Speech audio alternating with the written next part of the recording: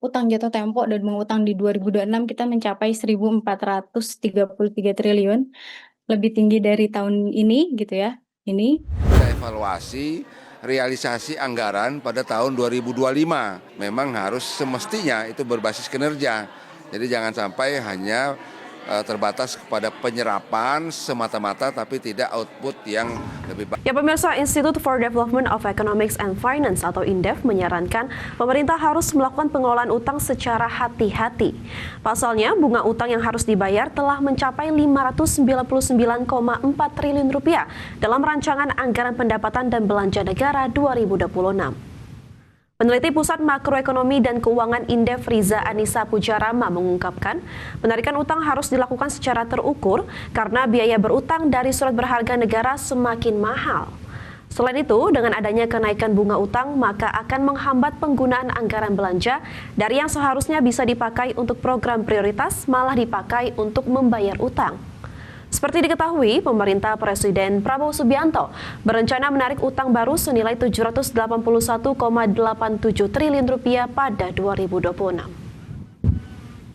Sehingga biaya berutang kita masih tinggi gitu.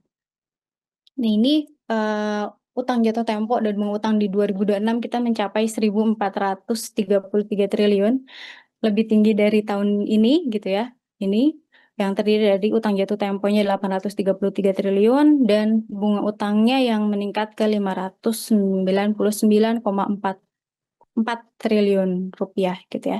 Kalau kita bandingkan gitu beban utang ini, pembayaran bunga utang ini terhadap belanja pemerintah pusat, terhadap belanja negara gitu, pendapatan dalam negeri, penerimaan perpajakan ini sangat tinggi gitu ya. Kalau dibandingkan dengan penerimaan perpajakan kita itu udah 22,27% dari pendapatan perpajakan. Ya, sementara itu pemirsa, Komisi 8 DPR RI meminta pemerintah berhati-hati dalam pengelolaan anggaran belanja negara di tahun depan.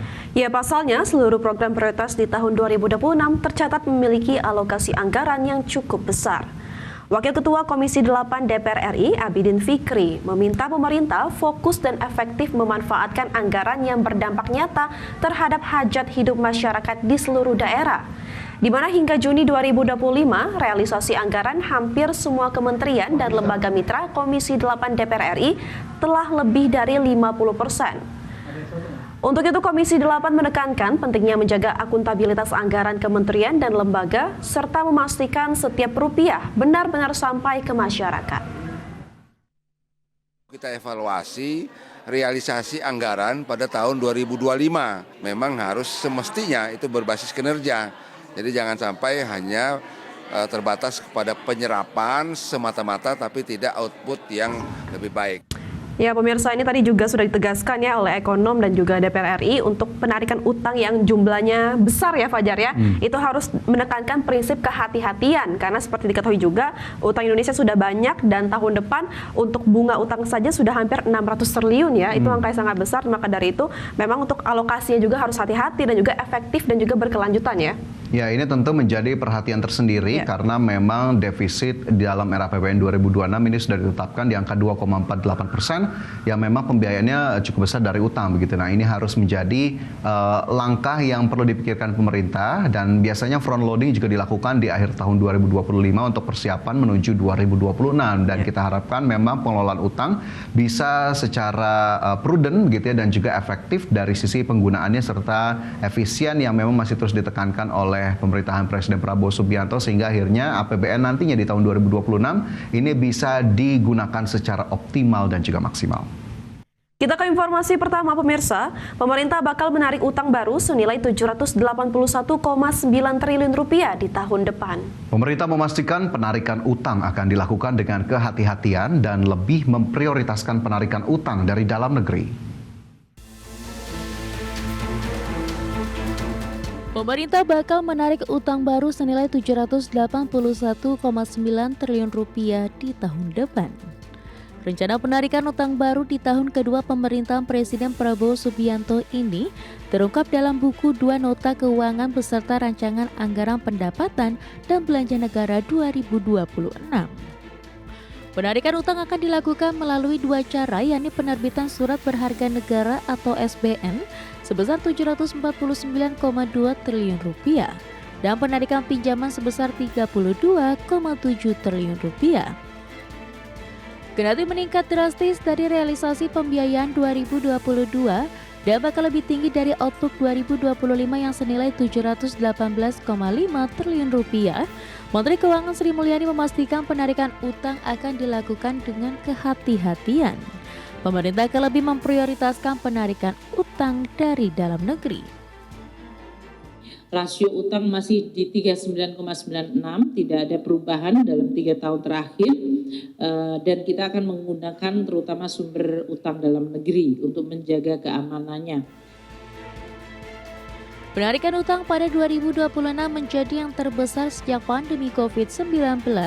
Pada 2021, pemerintah menarik utang 870,5 triliun rupiah. Di 2022, pemerintah menarik utang sebesar 696 triliun rupiah. Sementara di 2023, pemerintah menarik utang sebesar 404 triliun rupiah dan 2024 558,1 triliun rupiah. Pada Outlook 2025, pemerintah menarik utang sebesar 715,5 triliun rupiah. Dari Jakarta, Tim Liputan IDX Channel.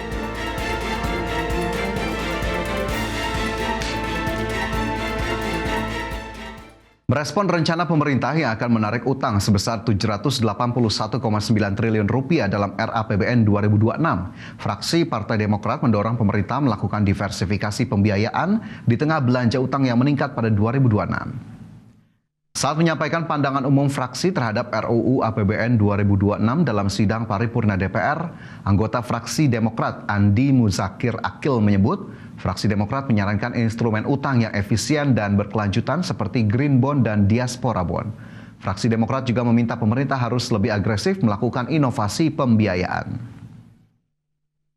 Fraksi Demokrat menekankan bahwa belanja modal tetap perlu dijaga karena memiliki multiplier efek yang signifikan terhadap pertumbuhan ekonomi, pencapaian lapangan kerja, serta pemerataan pembangunan. Pemangkasan transfer ke daerah dan dana desa yang cukup dalam harus diantisipasi dampaknya. Belanja utang yang terus meningkat di tengah target penerimaan yang ambisius menjadi perhatian serius. Fraksi Demokrat menilai pemerintah harus segera mendorong produktivitas di sektor real